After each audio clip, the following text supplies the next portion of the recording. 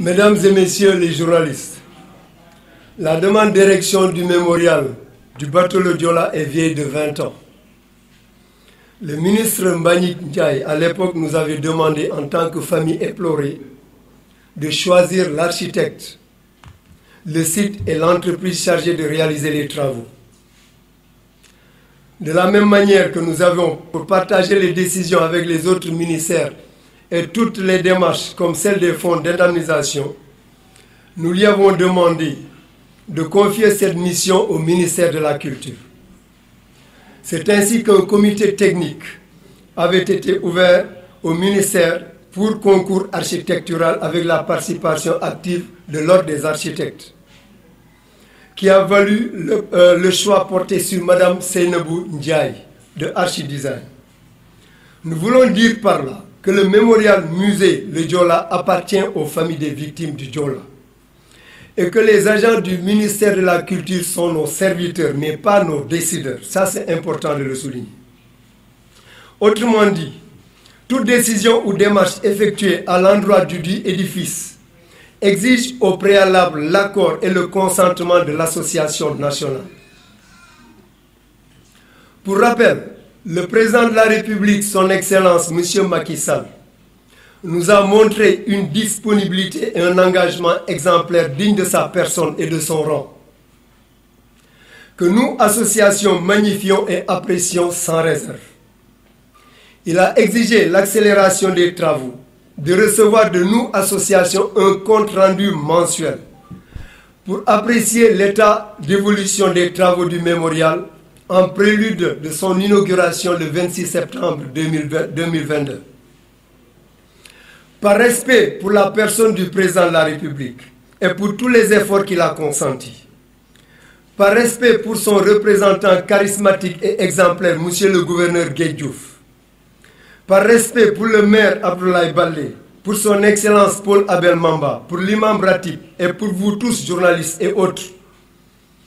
pour tous les efforts que nous avons consentis ensemble depuis 20 ans, nous ne voudrions pas demander l'arrêt des travaux du mémorial. Madame Sokhna Gaye, pour la cité, administratrice du mémorial et fonctionnaire du ministère de la Culture, s'est simplement contentée d'être rien devant ce projet d'envergure, à savoir le mémorial musée Le Joola, qui reflète encore une fois le deuil, la douleur, la souffrance de milliers de familles issues de 12 nationalités, dans une région qui exige beaucoup d'intelligence, de respect et de discipline dans la gestion publique. En reproduisant son comportement de petit fonctionnaire du ministère de la Culture, en exhibant son incompétence avérée, son manque de pédagogie du terrain, son manque de professionnalisme, mais particulièrement son caractère irrespectueux et insultant aux familles des victimes du Joola et à la mémoire des disparus.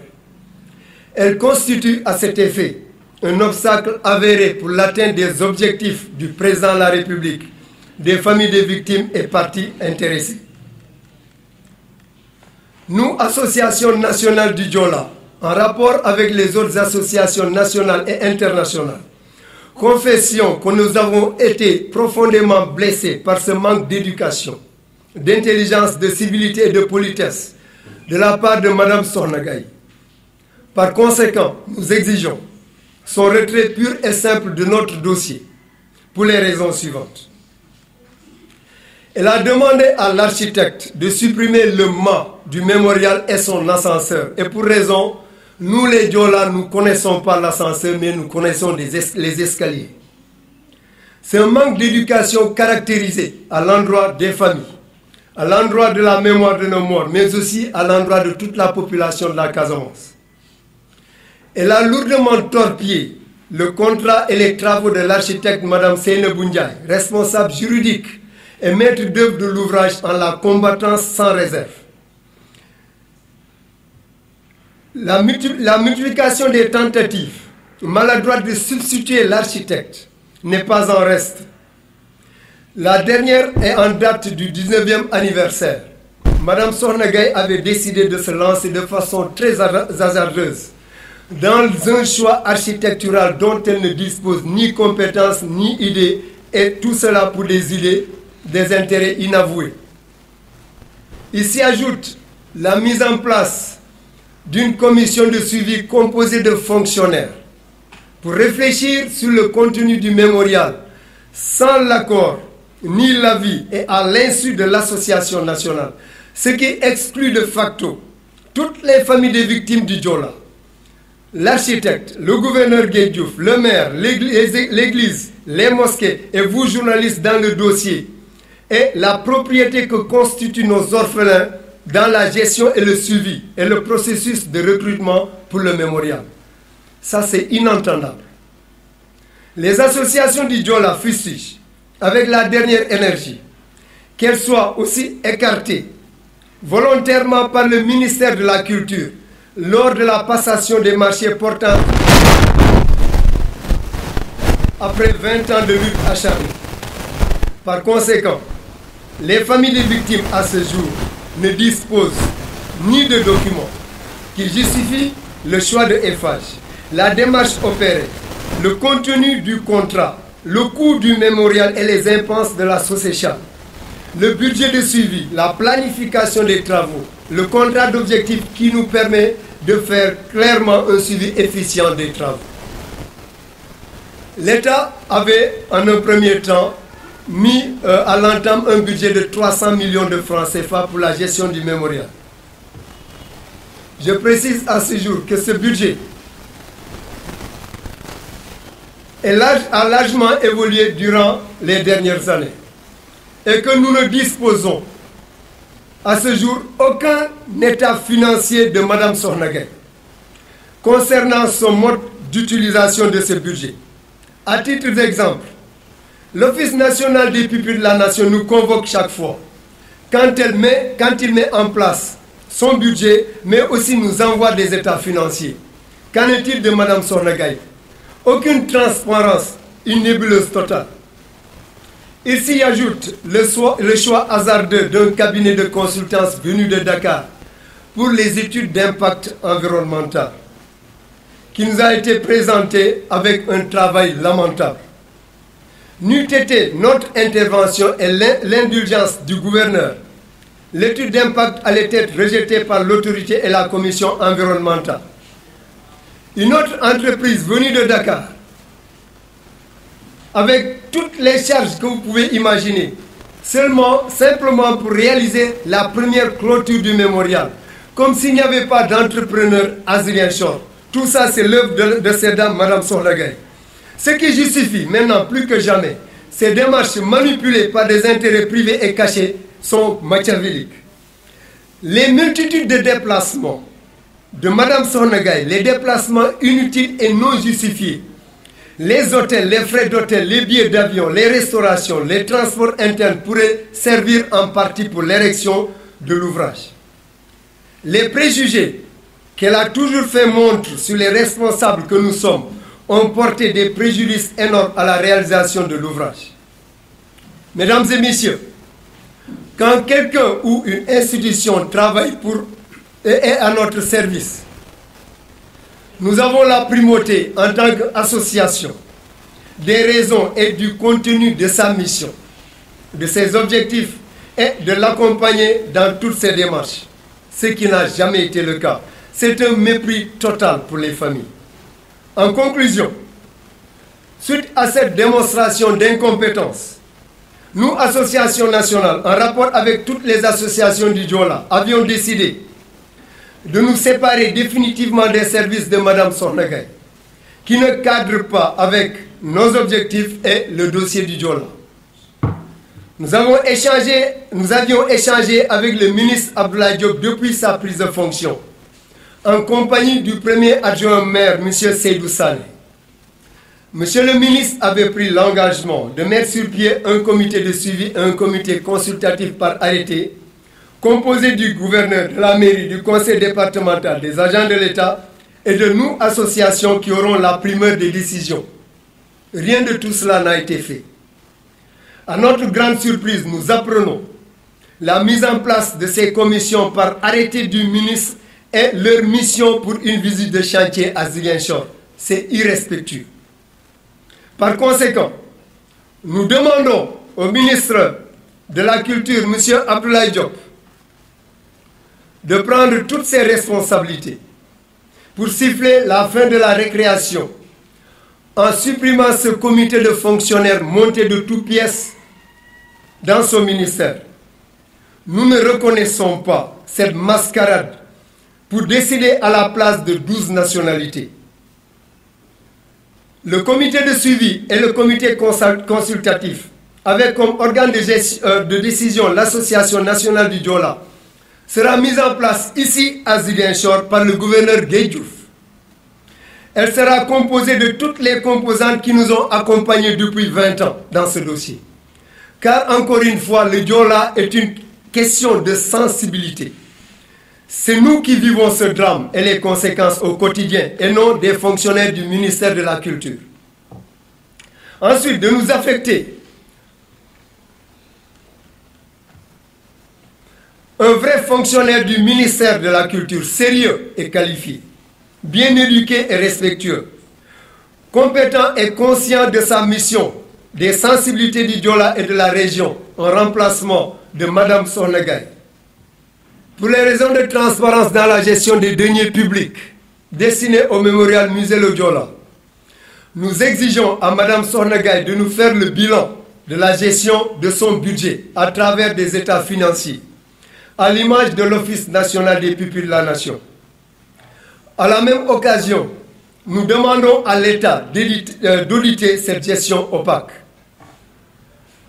Nous attendons, dans les délais impartis, toute la documentation sus-énumérée relative au mémorial, en passant par FH, pour nous permettre de répondre de façon efficiente à la sollicitude exigée par le chef de l'État, son Excellence Macky Sall, et d'assurer un suivi objectif. La mission qui sera chargée d'effectuer des visites du mémorial musée au niveau international pour le benchmarking sera constituée à cet effet ici à Ziguinchor par notre gouverneur Guèye Diouf. L'association nationale dispose en son sein des docteurs, des doctorants, des ingénieurs, des consultants et mieux, un cabinet de consultance, une SARL, qui maîtrise le dossier plus que quiconque. Ce dernier mettra la priorité sur le recrutement pour le mémorial des orphelins et des familles des victimes compétents pour répondre de façon efficiente à ce besoin d'insertion socio-professionnelle de nos enfants qui vivent le Diola au quotidien. C'est la meilleure façon de répondre au programme Heyundawi. Ces derniers seront envoyés en stage de formation dans le pays retenu par la Commission pour être opérationnels dès l'inauguration en 2022 par le président de la République, son Excellence Macky Sall. Nous sommes plus que déterminés à sécuriser les intérêts des familles du Diola et à défendre leurs intérêts encore plus qu'avant avec une volonté infaillible. Fait à Ziguinchor le 13 novembre 2021, je vous remercie. maa ngi fàttali liggéeyu mémorial musée Le Diola yàgg na fi def na ñaar fukki at ministre Mbagnick Ndiaye daf ñu newoon pour que ñun famille nañu tànn architecte ñu tànn lieu bu ñu koy def ak ñu tànn entreprise buy réaliser liggéey bi ñu ne ko monsieur le ministre de la même façon nu ñu associé si indemnisation yi ak bépp dossier bu Diola yenn ministères yi dañuy préférer ñu dënk ko ministère de la culture. Lolo dafa wone encore une fois te tamit ministère bi dafa ñu lancer ci occasion bobu ben comité technique nga xamné dafay liggéey pour recrutement architecte buy tabax mémorial bi si lañu jëlé soxna bu tuddu madame soxna Seynabou Ndiaye bu archidesign lolu fateli bobu c'est pour fateli ben fait moy manam mémorial musée Le Diola pour famille des victimes et que wa ministère de la culture ñom suñuy liggéey kat la pour ne encore une fois lepp lo xamné narañ ko décider ci mémorial bi bepp djégo buñ fa nara tek dañu nara am au préalable ñun suñu accord moy manam waxtaan lañu nara def avant ñuy jël bepp décision may fateli aussi président de la République, son Excellence Macky Sall, daf ñu won taxawayu nit mu won ñu benn engagement bu exemplaire nga xam ne c'est digne de sa personne et de son rang ñun association du bateau le Joola ñu ngi koy rafetlu bu baax ñu ngi koy rafetlu te di ko gërëm ci taxawaay bopp dafa laaj pour que ñu accélérer travaux yi et que ñun association ñu mën di ko defaral compte rendu chaque mois par le biais de son ministère des forces armées le ministre monsieur Sidiki Kaba mun ko wax liggéey bi fan la toll ndax mu mën ko inaugurer en 2022 donc pour respect bu ñu am ci président de la République ak considération bu ñu am ci moom pour respect pour effort bu mu def yépp pour famille des victimes yi pour respect pour suñu gouverneur bu exemplaire bu charismatique monsieur Guèye Diouf pour respect pour maire Abdoulaye Baldé pour engagement bu mu am ci Mémorial Musée pour son excellence monseigneur Paul Abel Mamba pour imam Ratib bu Ziguinchor liggéey bu ñu def yépp pour famille des victimes pour présidente des femmes du bois sacré madame Rosalie Coly pour yéen journalistes yi ak ñëpp ñoo xam ne jot nañu liggéey pour que mémorial bi mun a am ñëpp ñoo xam ne durant 20 ans ñun ñoo ànd pour que ñu mën a def liggéey bi bugguñu ñu toll ci situation boo xam ne dinañu laaj ñu arrêter travaux yi madame Soxna Gaye bu ministère de la culture administratrice du mémorial musée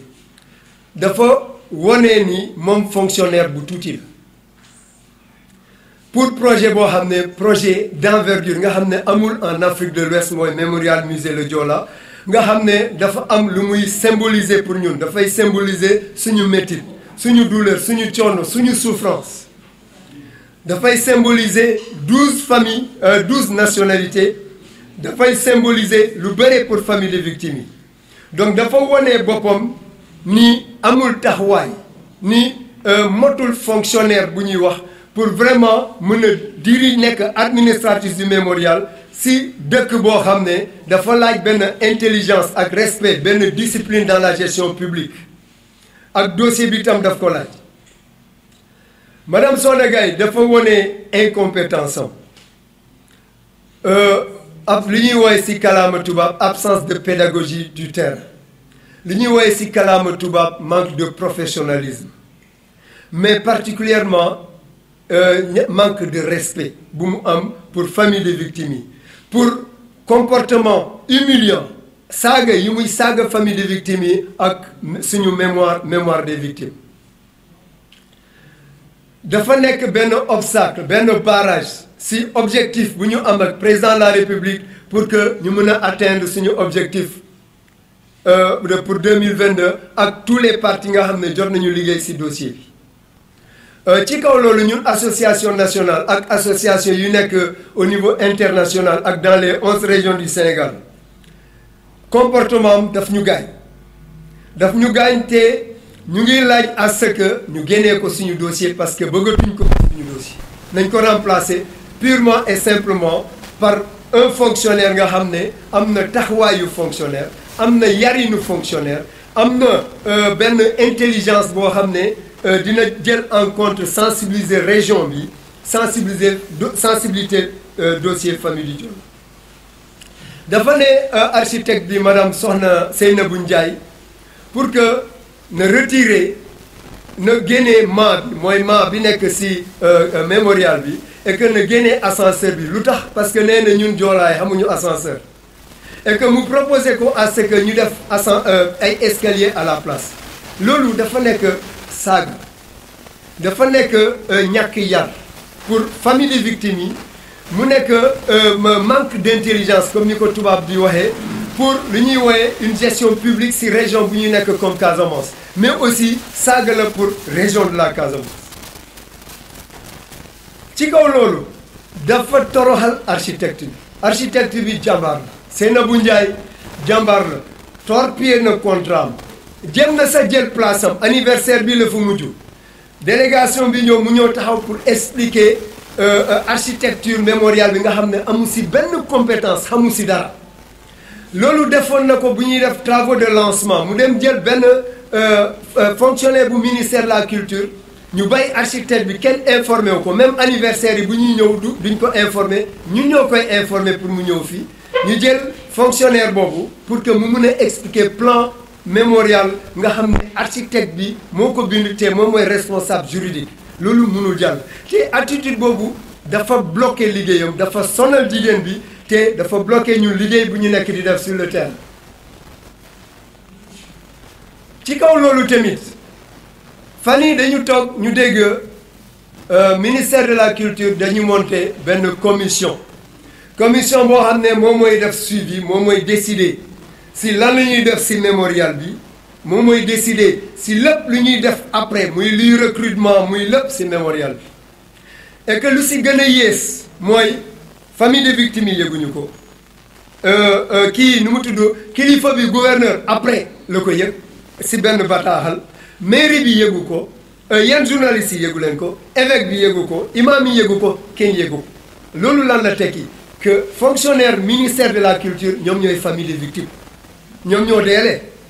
te c'est regrettable de le dire parce que fonctionnaires yi kenn deele aussi dafa am solo loolu et que lépp loo xam ne moo jëm si mémorial bu ñu tabax suñu mémorial la lépp loo xam ne moo si jëm ñun ñooy jël décision en rapport ak ñëpp ñoo xam ne ñoom la ñu liggéeyal depuis 20 ans loolu lu am solo la loolu mënul nekk si cérémonie passation de marché pour tànn Eiffage ministère de la culture daf ñu zappé encore une fois fekkewuñu ko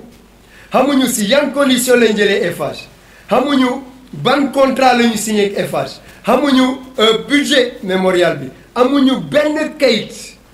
kayit buy justifier choix Eiffage démarche yi ñu def coût mémorial bi impasse sociale budget bi planification travaux yi ak contrat de suivi contrat d'objectif bi nga xam ne moo ñuy mën a tax ñun ñu mën a am benn suivi bu efficace pour que ñu ne président bi selon contrat bi ñu signé ak Eiffage liggéey bi mu ngi nekk ci point bii document yooyu yëpp amuñu ko beneen bi ñu ngi attirer attention nguur gi ni ak population yi ni budget mémorial bi 300 millions la commencé et que budget boobu actuellement dañ ko yokk donc budget bi yokku ne dangereusement ba tey jii amuñu benn kayit buy wone gestion bu budget bu madame Seynabou Soxna Gaye lan la def ci xaalis bi amuñu ci benn kayit maa ngi fàttali ni ministère office national des pupilles de la nation buy monter budget daf ñuy woo en tant qu'association ñu siéger ci commission bi ñu décider ci budget bi ba pare suñu décider daf ñuy envoyer état financier loolu amuñu ko ak madame Gaye actuellement kenn xamul concrètement budget pour mémorial bi nan la ko utiliser ak nan la demee une nébuleuse totale comme ni ko kalaama tubaab di waxee dañu toogoon tamit fan yële ñu gis benn cabinet de consultance bu ñëw mu ne ñu dañ ko recruter pour que mu ñëw def étude d'impact environnemental maa ngi fàttali ne ci biir association bi am nañu ay ingénieurs ay doctorants ay lépp am nañ ko mais particulièrement am nañu cabinet de consultance ci biir association bi madame Gaye indil nañu benn cabinet de consultance moom moo xam fu mu ko jëlee cabinet bi ñëw di ñu laaj ñun cabinet ay information sur le Joola loolu mënul nekk pour bañ a freiner mbir mi jox nañ ko information yi mais lu ci yées cabinet bi benn liggéey bu lamentable la fa def bu loon ñun ak gouverneur ñoo laaj kii nu mu tudd waa ñiy def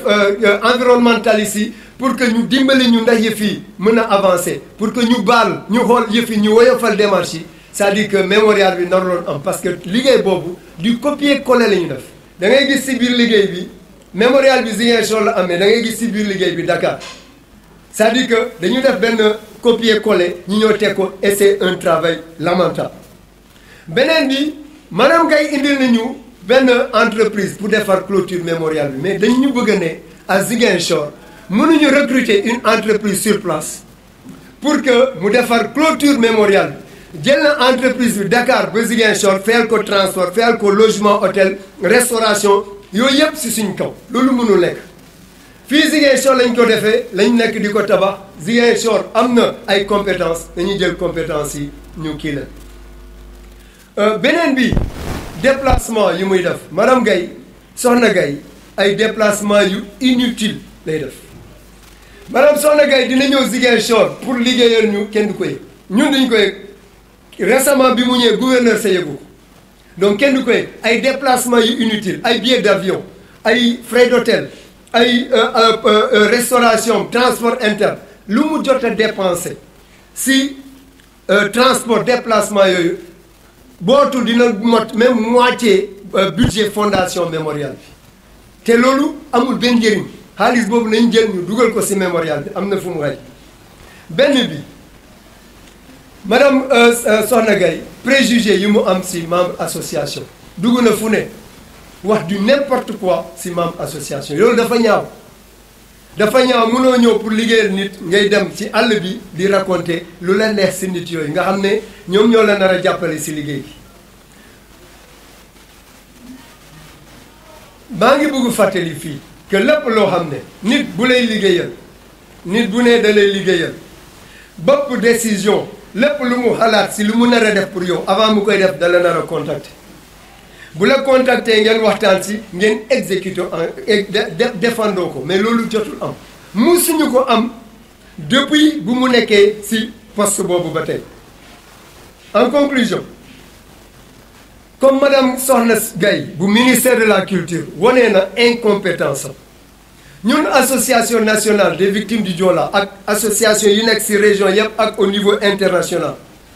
dañuy laaj simplement à ce que madame Soxna Gaye ñu génnee ko suñu dossier ñu indil ñu un vrai fonctionnaire waxuñu ñu indil ñu lu ku gën a yées madame Gaye mais nañu indil un vrai fonctionnaire nga xam ne xam na lan mooy mission xam na lan mooy sensibilité bateau le Joola xam na lan mooy sensibilité région xam na ni ñun la fi nekkal mu liggéey ak ñun pour que ñu mën a avancer ci dossier boobu jot nañu waxtaan ak le ministre Abdoulaye Diop le ministre de la culture bu muy jël fonction te ci waxtaan boobu premier adjoint au maire ku ñuy wooyee Seydou Sané fekkee na ko amoon na Seydou Sané Idrissa Diallo Nassarine Aïdara Boubacar Ba ñëpp a nga foon ci waxtaan bi ministre bi daf ñu newoon que moom dina former benn comité consultatif ak benn comité de suivi pour que décision bépp décision bu muy jël mu nekk ñun famille ñoo ko jël waaye ci biir comité bi composante Joola yëpp dañuy nekk ci biir mooy gouverneur bi mairie bi ñëpp dañuy nekk ci biir waaye depuis boobu bi mu ko waxee ba tey dara amul mais li ñu gën a jaaxal mooy arrêté bu ministre bi signé parce que loolu dafa am solo arrêté bi ministre bi signé pour valider commission bu ñu formé au niveau du ministère de la culture sans l'avis des familles sans l'implication des familles ni le gouverneur ni la mairie ni personne d'autre c'est-à-dire que kenn bokk si loolu moo ñu si gën a jaaxal loolu ñàkk wormal nit la ñu ngi leen di ñaan vraiment ñu arrêté lu ñuy def parce que loolu du jàll pour wax bi mën a leer loolu mënul nekk par conséquent ministère de la culture monsieur Abdoulaye Diop suñu rakk la ñu ngi koy laaj pour que na jël ay matuwaay comité boobu ñu créé mascarade boobu ñu def au niveau du ministère de la culture nañu supprimer commission boobu parce que commission bu ñuy créer pour gérer def suivi mémorial bi fii Ziguinchor lañ koy def te gouverneur Guèye Diouf moo koy présider dina invité composante ñu nekk ci Joola yëpp ñu ñëw ñu fekkee ko ñu monter suñu commission boobu benn la ñaareel bi ñu ngi koy ne soxla madame Soxna Gaye soxlatuñ ko fii Ziguinchor suñu dossier bëggatuñ gis Soxna Gaye nam ñu indil beneen fonctionnaire nga xam ne am na xam-xam parce que kii dafa ñàkk xam-xam mu ñàkk yar donc nañu indil keneen koo xam ne am na respect pour ñun famille des victimes ñetteel bi pour des raisons de transparence madame Soxna Gaye budget bu muy gérer ñu ngi koy exiger à ce que mu présenter ñu des états financiers et que nguur gi